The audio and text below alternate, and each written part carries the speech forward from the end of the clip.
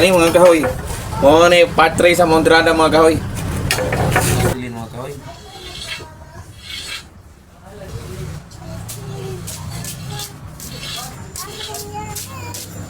Tama ito mo mga kahoy.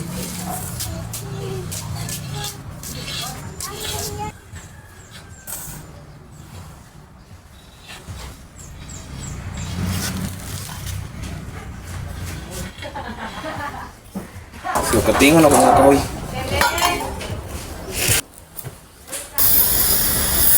Mga ning housing mga kahoy ha. Mga ni ang part 3 mga kahoy. Himo ni o ihang box mga kahoy.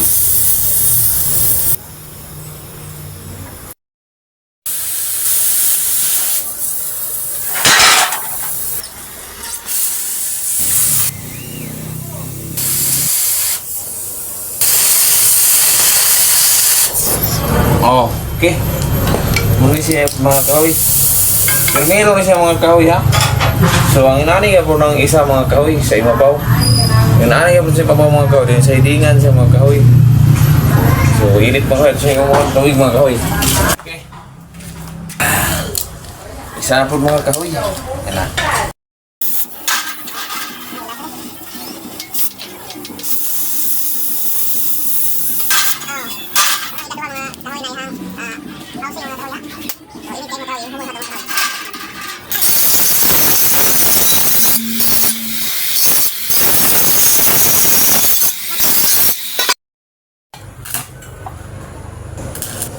Mga ni mga kahoy, no? Ispat o gamay mga kahoy kay para musiting mga kahoy.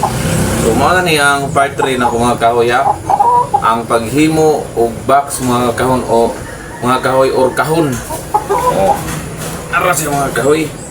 So nasa clearance rin mga kahoy oh. Gamay ra kay na mga kahoy, igor masud ang welding rod mga kahoy. Oh maklaro ka. Oh. Oh. Kagdak po yung mga kahoy, hinay. Hinay sa mga kahoy.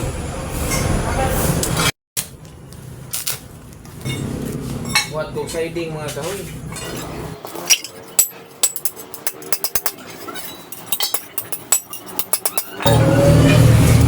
Kani mga kahoy man yung siding mga kahoy.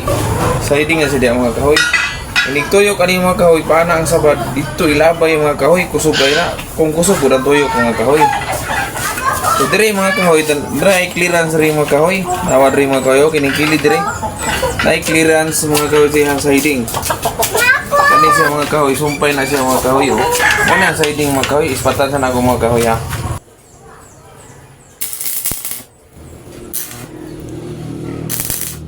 Tanawad rin mga kahoy, naik clearance dire mga kahoy.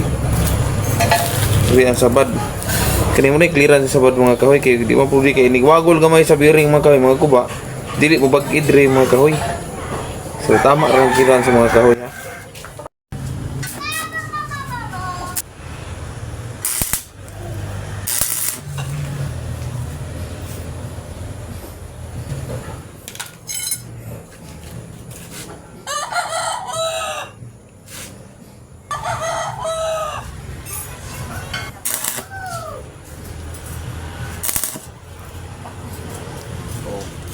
Tuyok na sila mga kahoy, labay gini sila mga kahoy.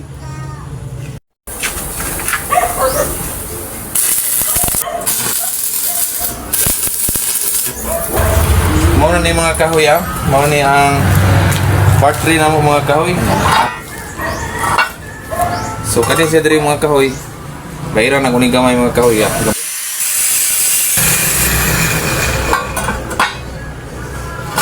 Sakto kayo mga kahoy.